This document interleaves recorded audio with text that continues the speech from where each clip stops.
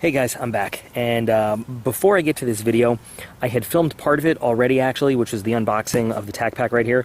I did it inside, and I did it at nighttime, and my video camera just freaked out. I don't know what happened to it, but so it's going to look weird, and I apologize for what the video quality on that is. I think it gets the point across, but you'll see that when we get to it. So the point of today is another requested video, and it's about sharpening knives in the field, and we're going to go over some methods and look at some different things, some different tools and everything. On some field expedient ways if you don't have any actual sharpening out there. So first, let's go ahead and let's look at the unboxing of the TacPack right here, and then I will cut back to outside on this beautiful sunny Florida Sunday. Hey everybody, I'm back. I've got a real quick unboxing for this video, and it should be pretty exciting. So I've done the Battle Box unboxing, and I've done the Alpha Outpost unboxing, and this is the third one that I've been talking about, TacPack. I really have no idea how they do this. I haven't researched it very much. Honestly, I saw an ad and I really liked the other boxes so much, I figured I'd try it out. So this arrived for me. I came home and I wanted to open it right away, but I figured let me get the camera out and everything, and it took some time. So let's get into this one. All right, I already see a Gerber in there. Gerber something or other, and that's cool. Maybe there's a new knife in there or whatever. This is kind of a smaller one-size-fits-all box. It's not like the other ones. Well, Battle Box has sizes that you can subscribe to. TacPack doesn't. But let's see what we got. So I know this is another one of those cool tourniquets. So I got one of these. We already kind of looked at this in Battle Box once with the medic. And that's pretty cool actually. Vinyl morale patch there. And who knows what I can write in there. All sorts of stuff. We'll see our KT box. I wonder what's in here.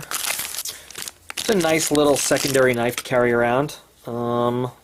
Edgy. I haven't used or carried this one before. This is not a bad little knife. Very tight opening. But this is probably, I don't know, about 2.5 inches. Just a nice little warning blade. That's pretty cool. Decent little blade. It's just a slip joint. It doesn't have a lock on it at all.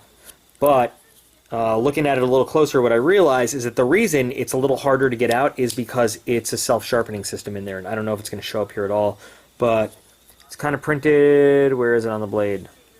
I don't know if you can see. There it is. Self-sharpening. So inside there, you're just, it's so hard to see, but there's just a little stone so that every time you close the knife and then open it again, it's rubbing against that, just to give it a little hone, really. Not like a full sharpen, but... so there's a reason it's not as smooth as some of the other knives that I've had. So yeah, cool. I'm going to carry it around for a while and see what it does. Let's take a look at the other box here. So Gerber something or other. It's the Gerber uppercut. Oh, that's pretty cool. It's like a little push dagger. Again, nice little, I mean, I don't think these have very much use besides trying to kill a dude, but you know what, maybe a dude needs killing, who knows. So, pretty nice, and I don't have anything like this in my collection, so that's pretty cool to have. And the case that comes with it, the sheath, that looks like a really, really secure clip right there. So then the big mystery box right here, I have no idea what's in this thing. Hopefully it's not a severed head like in 7 or anything like that. Oh, interesting. It's a nice steel, probably aluminum rather, coffee cup. So, cool little collection of items. I like this. It's, you know, I don't think it's as cool as Alpha or Battle Box, but it's a nice little assortment because you get different random things in it. So,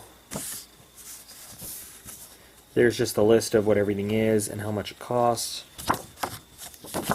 Anyway, that's another quick unboxing. So anyway, sharpening knives. I don't really think it needs to be said, but I'm going to say it, that a knife is a great tool, but it only works for you if it has a good edge on it. And last week we looked at ceramic versus steel edges and kind of how they compare to each other and different things you can and can't use them for. So we're going to work with the Kershaw that we had in that test, now that we know the edge is a little bit worn down. And the assumption we're going to start with in this video is that if you've gone into the woods or wilderness or field or whatever, your knife would have been cared for a little bit before going there. You wouldn't just pick up a completely dull and beat up blade that's basically like duller than a butter knife, right? You'd have something that you've taken care of that started off pretty sharp, and so really we just need to do edge maintenance out in the field. We don't need to start from a perfectly flat, dull blade with no kind of bevel on it. Now, since we're talking about going out in the field, we're not going to talk about like Lansky systems or wicked edges or work sharps or anything like that. That's for at home when we have plenty of time and space and equipment and you know, the luxury to take our time with it and really perfect that edge. I never ever go out into the field for business or, you know, personal fun if I don't have something to maintain my knife's edge. In the non-traditional sense, and non-traditional being not just like a simple sharpening stone, this is something I use actually in the house, but if I wanted to, it's small enough that I could pack it out with me. This is by Smith's, and this is a really useful tool. It has basically 2 pieces of butcher steel right there, so you'd use that mainly on like kitchen knives and stuff. And then, I don't know if you can read the text, but it has a carbide setup and a ceramic setup. So something a little bit more coarse to build your edge back up, and then the ceramic ones to hone your edge into something really nice. It also has a scissor sharpening device. I don't want to assume that everybody has used one of these, so if you have, I'm sorry, but these are really simple to use, any one of these devices. All you got to do is take your blade, put it right in between the angle. As long as you hold the knife at a nice 90-degree angle, the angle is already set for you, and you just draw the blade through a few times. These are really, really good basic sharpening devices. This one has both of these on it. I have a couple smaller ones I can't find right now, but it's basically just a carbide, and it's about yay big, about an inch or so across. And just, you know, like I said, real quick, it's the best tool you got. It weighs almost nothing. It's great. So Lansky gives you a variety of different edge angles. Most of them are just set, and I couldn't tell you what they're set at because most of the packages don't even tell you. But this way you've got your 17, 20, 25, and 30-degree edges, and then it gives you a ceramic edge just for really honing the edge at the end. The only thing this thing is missing on it right there is a strop. I picked this up real cheap from Amazon. I mean, it was, I don't know, less than, I think it was less than 10. It was absolutely less than 15. And it's got a little bit of weight to it, not too bad. It's aluminum. This is good for, you know, your field knives, kitchen knives, all the way to like your finest honed edges on a knife you're going to show off to your buddies. So I carry this out with me all the time whenever I'm going into the field, because it's just a really simple, easy tool. Some people are going to want to stick to their whetstones for sharpening all the time. And these are both available on Amazon. I've had these for a while, but you can get brand new ones on Amazon for like $5. Simple Arkansas whetstone, and these are just varying grades. The black is a little more of a firm, harder stone than what used to be white, so a little bit more of a coarse sharpening, more of a refining on the edge. A little bit of dish soap and like an old stiff toothbrush, and these things come perfectly clean like they've never been used before. You might not always have that available with you in the field. Even though with like the most advanced technology, I would never scoff the usefulness and the advantage of having just a good old simple whetstone in my pack. So I usually will have one of these with me too. Speaking of technology, there's lots of these folding diamond stones available from many, many places. And again, this was like on Amazon. I ordered it just for this video because I couldn't find mine. I have no idea where it is, but it's like $8, right? And you've got a 600 grit and a 400 grit. So kind of fine to very fine. When I use one of these, I will usually finish the edge off with the black whetstone as well, just as my final honing. And really, honestly, so 400 to 600 to this can give you almost a mirror perfect edge anytime. So this is the standard issue M9 bayonet right here. It comes with a built-in sharpening stone right there. Now, if you could feel the grain on this sharpening stone versus some of the others, you'd see that it is much more coarse. And the reason being is that your bayonet's not meant to be a razor-sharp implement, not a surgical instrument. We're going to use this in the field. We're going to chop wood. It can combine with the end of the scabbard right there to be a wire cutter. So we're not trying to make a perfectly honed mirror finish edge. We're just trying to keep a working edge, because a lot of the cutting power from a tool like this comes from brute strength. The point is they come built in on a lot of things.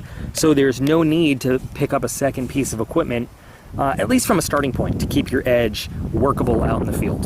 The big part of the request that I got was, what do we do when we don't have the proper tools, right? So number one, try to have the proper tools. Obviously, that's your best bet. But what happens if you're out? Maybe you lose your pack, maybe you don't have it. There's a few simple techniques that you can do, that you can put into play, that will help you keep your knives sharp and ready to go out in the field all the time. So number one, I don't think anybody's ever seen any kind of outdoors movie where somebody was not sharpening a knife on a stone, and that works. However, you got to be really careful about what you pick. Now, I don't have a stream available right here, but typically the best stones for sharpening come from a stream or a river. They're nice and smooth. They've been worked over. Some key things is you want it to be a smooth, relatively even surface. This one looks like it would do some good sharpening just because of the different grains in the stone, but it's such an uneven surface, it just wouldn't work out for you. You'd never get an even hone across the blade. So the key things to look for in an actual stone for sharpening is a nice flat surface. And if you look at this, this is mostly quartz. Quartz is a great stone for sharpening, from my opinion anyway. On the Rockwell hardness scale, it's harder than a lot of steels. Sandstone is really great as well for a more coarse kind of sharpening edge, so maybe the two of them together. But the point is, no matter what you're using, you want the grains in that stone to really be mostly the same size, and that's what's going to give you a good even sharpening. Ideally, the rock would be a lot bigger than this. This is the best one I could find down here by the beach.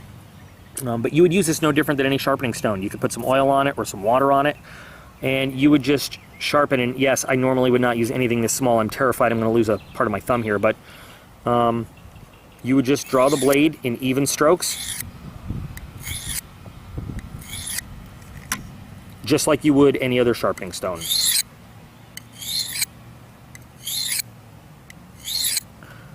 One of the ways you can tell if this stone is going to do you good is in the light. I don't know if it's coming up on camera. You can see some very faint metal scraping on there, so that's good. That means it is taking surface off of the blade. But like once you find one of these, it's a good idea to keep it. Hold on to it, put it in your pack all the time. And this actually is working out fairly well for this knife. And I recognize that you're not always going to have everything I'm talking about at your disposal all the time, but if you do happen to have a ceramic cup or plate with you, this surface, this unglazed surface, is going to be able to hone your knife edge for you. And this is kind of an old trick that I learned in a big Italian family growing up, where there's lots of cooking going on all the time and always a need to sharpen a knife. Works on bowls, works on cups, plates, whatever. But this ceramic edge,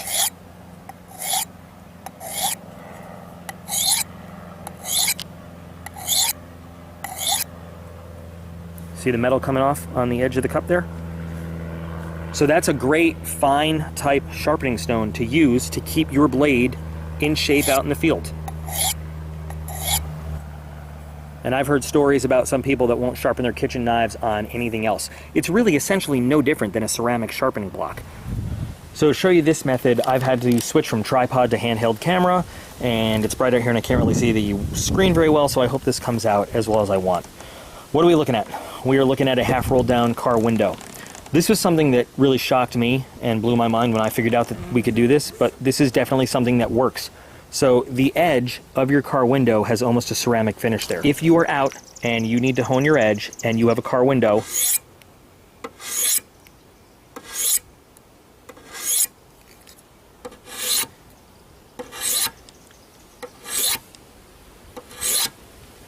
you can actually use the ceramic finish of the edge of your car window to do that for you. It won't really hurt the car window itself unless you like stab it or dig into it or anything, but it really is an effective tool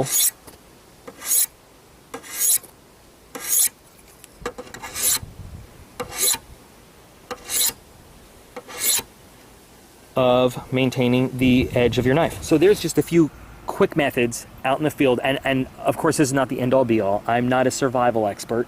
I'm just the guy that has a little bit of experience. You guys might have some other methods. You can throw them in the comments and we can all share the info, you know, be good for everybody.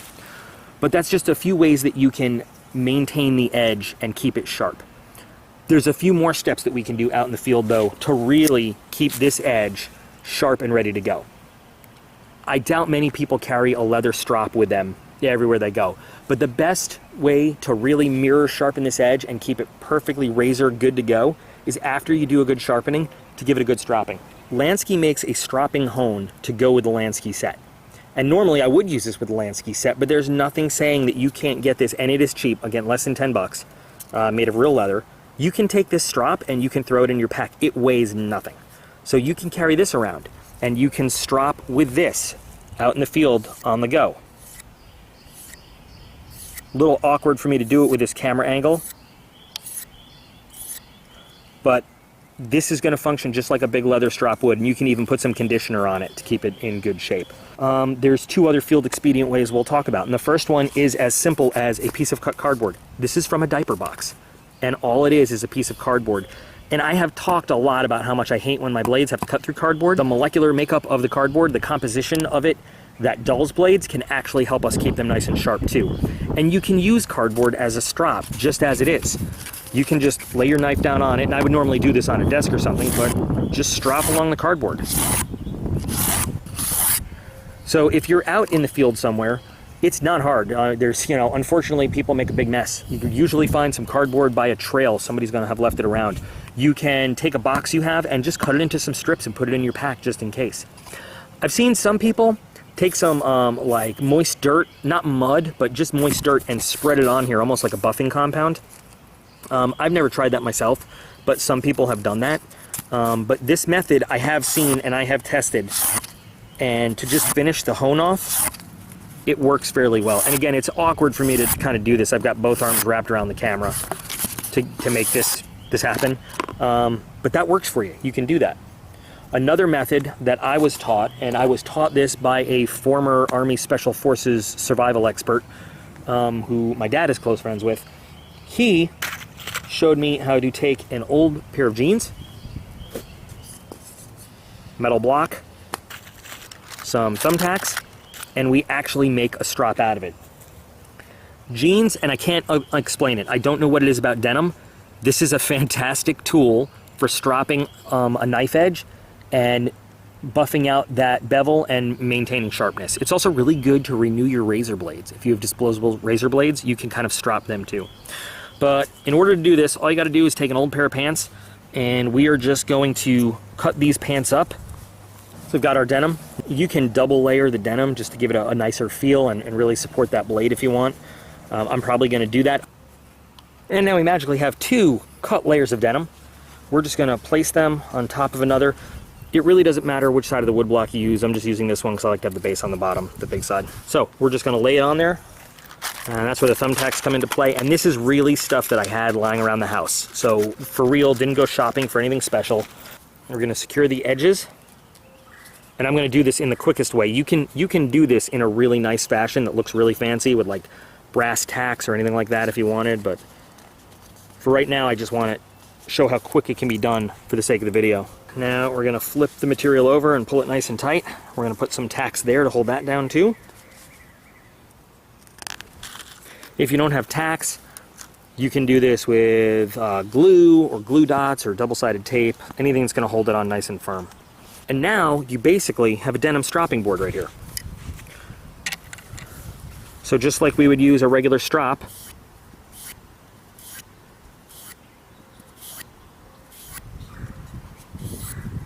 you can strap your blade. And this feels, if you remember the end of the last video, this was really rough. So now let's see how this cuts now that we've reestablished the edge.